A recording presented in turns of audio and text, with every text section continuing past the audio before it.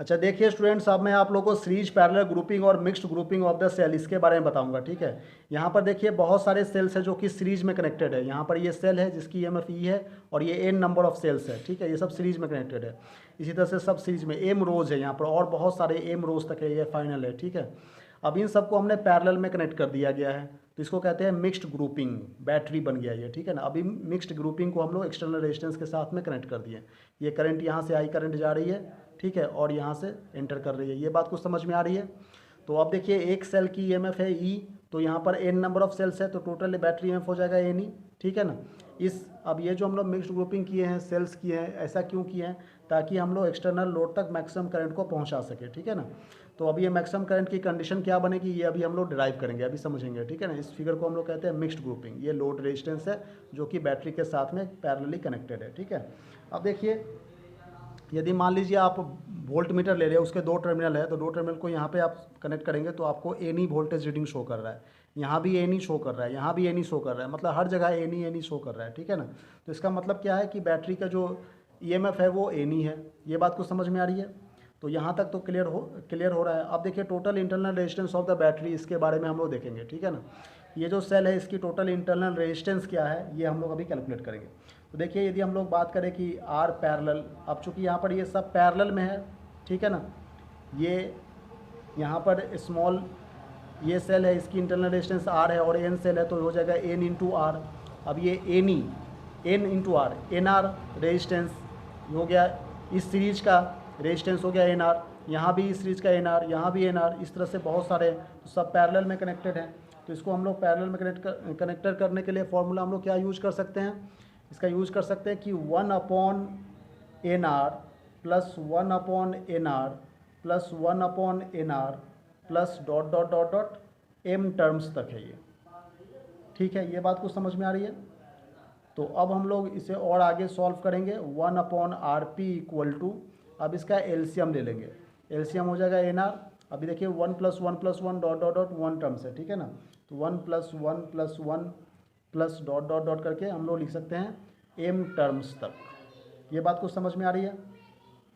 तो देखिए 1/rp equal to, अब ये m जो है वो इन्फिनिटी में 1 यदि आप ऐड करते रहेंगे तो क्या हो जाएगा, इन्फिनिटी ही रहेगा, ऊपर में इन्फिनिटी हो जाएगा और यहाँ पर nr हो जाएगा। इससे हम लोग क्रॉस मल्टीप्लाई करेंगे और आंसर क्या आएगा? rp की बात करें तो rp इक्वल टू nr/m, ये आंसर आ जाएगा। ठीक है, ये कुछ समझ में आ रही है बात? तो ये हमारा total internal resistance of the battery, ये फॉर्मूला हो गया nr/m। ठीक है, अब यदि सर्किट रेजिस्टेंस की बात करें तो सर्किट रेजिस्टेंस मतलब यहाँ की इंटरनल रेजिस्टेंस हो गया nr/m, और ये r है, ये दोनों सीरीज में है, तो हम लोग क्या लिख सकते हैं? r + nr/m, ये हमारा टोटल सर्किट रेजिस्टेंस निकल करके आ गया। ठीक है ना, अब सर्किट करंट को हम लोग आई से रिप्रेजेंट करते हैं। सर्किट करंट है तो उसको हम लोग किस चीज़ से रिप्रेजेंट करेंगे? आई से रिप्रेजेंट करेंगे ना, यहाँ पर हम लोग आई लिख देंगे। अब current equal to Ohm's law लगा देंगे, total EMF upon total resistance. Total EMF है एन ई और टोटल रेजिस्टेंस क्या है? R plus nr/m। ठीक है ना, अब इसे सॉल्व कर लो, ये एलसीएम ले लो यहाँ पर, तो m into R plus N R, और ये m क्रॉस मल्टीप्लाई होकर ऊपर चला गया, तो क्या बचेगा? mne/mr plus N are. ठीक है ना, ये हमारा सर्किट करंट निकल करके आ गया। यहाँ तक समझ में आ रही है आपको बात?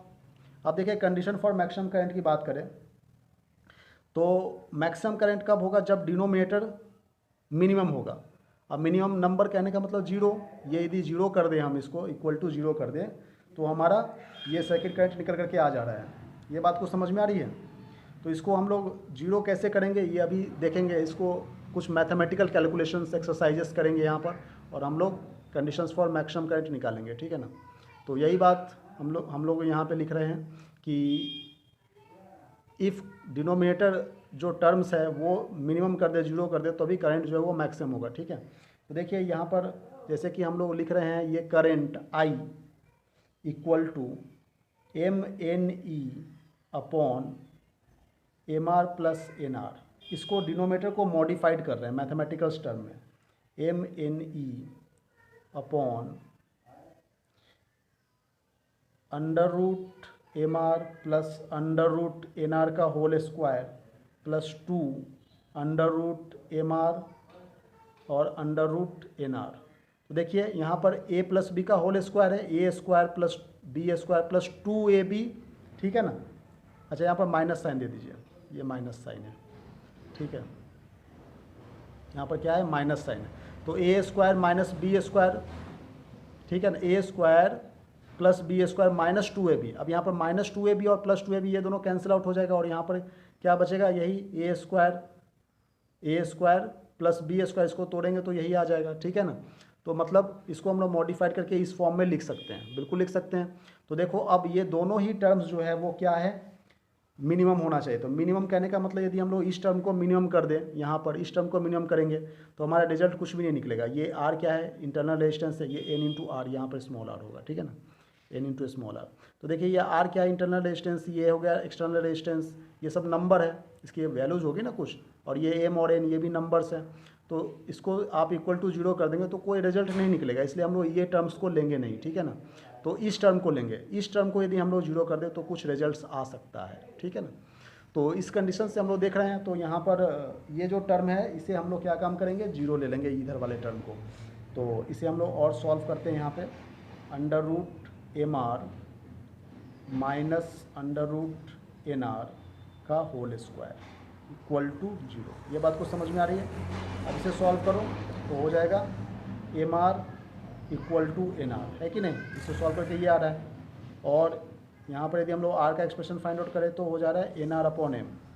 ये एन आर अपॉन एम यहाँ पर ये देखो पैरेलल में जब हम लोग इंटरनल रेजिस्टेंस निकाले थे, ठीक है ना, एक्सटर्नल रेजिस्टेंस और इंटरनल रेजिस्टेंस दोनों आपस में इक्वल होंगे तभी करंट जो है वो मैक्सिमम होंगे। ये बात को समझ में आ रही है। यही चीज़ हमने यहाँ पे लिख दिया है कि जब इंटरनल रेजिस्टेंस और एक्सटर्नल रेजिस्टेंस दोनों आपस में इक्वल हो जाएंगे उस केस में बैटरी जो है वो मैक्सिमम करंट लोड तक पहुंचाएगा, ठीक है ना। तो यही हमें मैक्सिमम करंट लोड का कंडीशंस पता चल गया कि एक्सटर्नल रेजिस्टेंस और इंटरनल रेजिस्टेंस दोनों आपस में इक्वल होना चाहिए। Thank you very much.